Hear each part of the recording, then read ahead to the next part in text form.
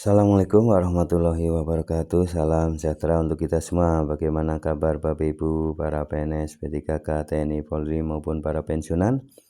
Semoga dalam keadaan sehat walafiat, tetap semangat di dalam menjalankan aktivitasnya, dan semoga Bapak Ibu selalu sukses. Salam jumpa kembali dengan saya dari channel Up to Date Mas Guru yang akan setia memberikan informasi-informasi ya berkaitan dengan PNS, P3K, TNI, Polri maupun pensiunan. Pada video kali ini, admin channel Up to Date Mas Guru akan memberikan informasi tentang pajak penghasilan resmi ditetapkan bagi pensiunan PNS. Menteri Keuangan Sri Mulyani tegaskan pajak gaji ke-13 sesuai undang-undang. Nah, benarkah ya bahwa gaji ke-13 ini dikenai pajak penghasilan? Berapa persen dan seperti apa, apakah berkurang dan sebagainya. Nah, inilah tanggapan dari Menteri Keuangan Sri Mulyani.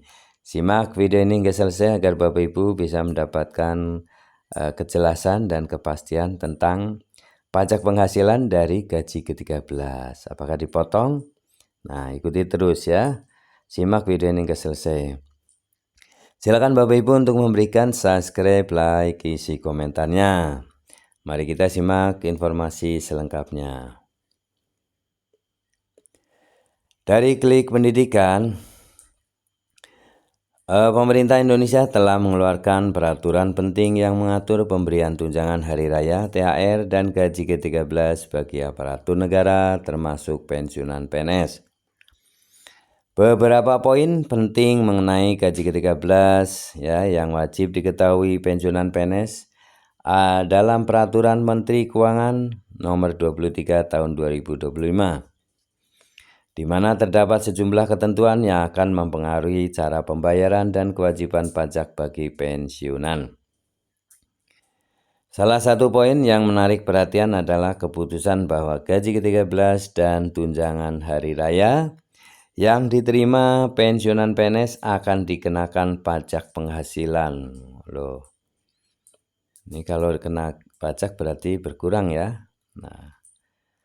Namun para pensiunan PNS jangan khawatir. Nah, ini jangan khawatir ini. Karena seluruh kewajiban pajak tersebut akan ditanggung oleh pemerintah. Nah, berarti walaupun secara undang-undang ya, bahwa gaji ke-13 itu termasuk penghasilan yang dikenai pajak ya. Namun ini ternyata Kementerian Keuangan ya yang mengatur ini akan nalangi atau akan menanggung ya pajak yang harusnya dikenakan untuk gaji ke-13 ya. Namun ini secara undang-undang adalah tepat ya dan tetap dipotong ya, tetapi pembayarannya oleh pemerintah, jadi ditanggulangi ya, ditalangi, dan para pensiunan tetap mendapatkan haknya gaji ke-13 ini utuh tanpa potongan pajak. Namun para pensiunan PNS jangan khawatir karena seluruh kewajiban pajak tersebut ditanggung oleh pemerintah. Dengan adanya kebijakan ini, pensiunan PNS dapat menerima gaji ke-13 secara utuh tanpa adanya potongan pajak yang membebani. Nah, pada pasal 11 ya, dalam peraturan tersebut mengatur bahwa tunjangan hari raya dan gaji ke-13 bagi pensiunan dan penerima pensiun akan terdiri atas beberapa komponen. Nah, komponen-komponen yang akan diterima ya meliputi pensiunan pokok atau gaji pokok, tunjangan keluarga, tunjangan pangan, dan tambahan penghasilan. Semua komponen ini dihitung berdasarkan ketentuan yang sudah berlaku dalam perundang-undangan mengenai pensiunan pokok. Tunjangan pangan yang sebelumnya dikenal ya sebagai tunjangan beras akan dibayarkan dalam bentuk uang. Hal ini dimaksudkan untuk mempermudah administrasi dan memastikan pensiunan dapat menerima bantuan tersebut secara lebih praktis ya. Ya kalau dulu memang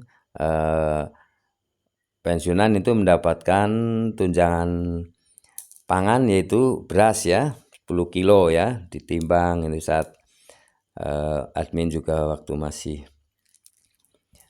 kecil dulu ya, mendapatkan informasi ya, melihat langsung menerima tunjangan beras itu orang tua ya. Selain itu, tambahan penghasilan akan diberikan kepada penerima pensiun yang tidak mengalami kenaikan penghasilan.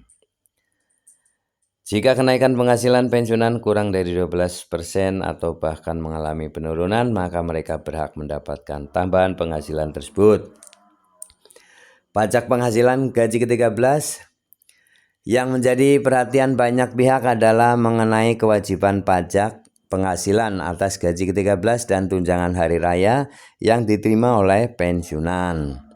Pasal 16 dalam Peraturan Menteri Keuangan ini menyebutkan bahwa meskipun gaji ke-13 dan tunjangan hari raya tidak dikenakan potongan iuran dan potongan lainnya sesuai ketentuan yang berlaku, namun tetap akan dikenakan pajak penghasilan.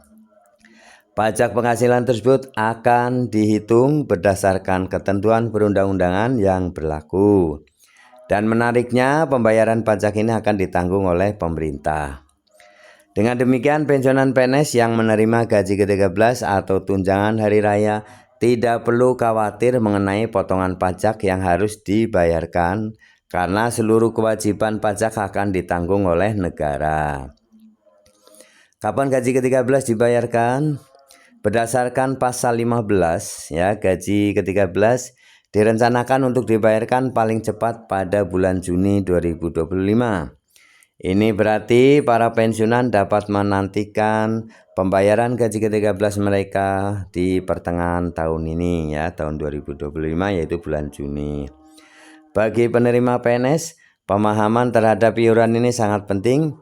Dengan adanya gaji ke-13 dan tunjangan hari raya yang tidak hanya memberikan penghasilan tambahan, tetapi juga kewajiban pajak yang ditanggung pemerintah, para pensiunan diharapkan dapat merencanakan keuangan yang lebih bijak. Nah, Bapak Ibu, demikian ya informasi tentang gaji ke-13 yang dikenai pajak penghasilan ya. Secara undang-undang ini sudah ada aturannya. Namun ini lagi-lagi ya pemerintah bijak ya, bijaksana sehingga pajak yang harusnya dikenakan untuk gaji ke-13 para pensiunan ini akan dibayarkan ya, dibayarkan oleh pemerintah, dalam hal ini Kementerian Keuangan. Sehingga dengan demikian bahwa para pensiunan akan menerima gaji ke-13 ini tanpa potongan pajak ya, tanpa potongan iuran-iuran lain. Jadi akan terima utuh ya. Dan ini tentu saja pemerintah mengerti dan memahami sehingga Bapak Ibu nantinya akan menerima gaji ke-13 secara utuh dan tentu dengan tepat waktu ya, sebelum tahun ajaran baru, maka gaji ke-13 ini akan cair. Terima kasih Bapak Ibu telah menyimak video ini hingga selesai, semoga bermanfaat. Jangan lupa subscribe, like, isi komentarnya. Assalamualaikum warahmatullahi wabarakatuh.